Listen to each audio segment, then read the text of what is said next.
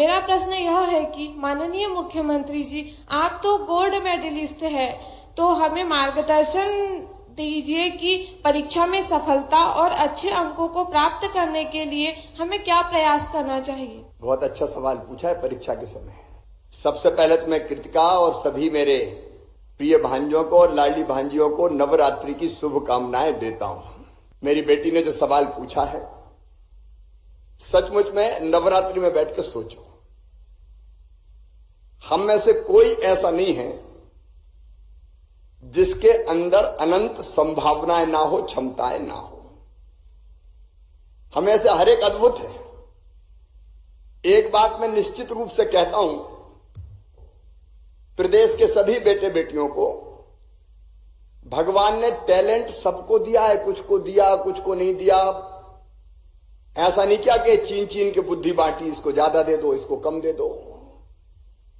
जो दिए वो सबको दिए, कोई कमजोर नहीं है और इसको अंतरात्मा में बसा लेना।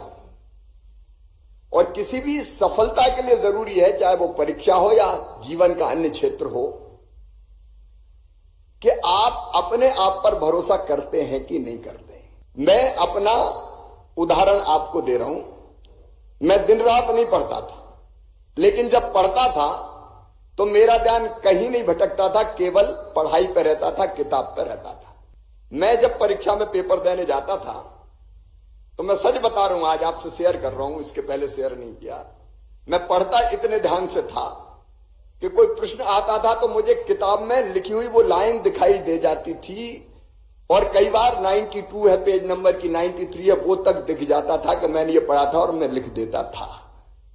आप भी कर सकते हैं, एकाग्र चित्त होकर अगर हमने ध्यान लगा लिया तो चमत्कार हम कर सकते हैं। अगर हम डूब के पढ़ाई करेंगे तो सफलता सुनिश्चित है।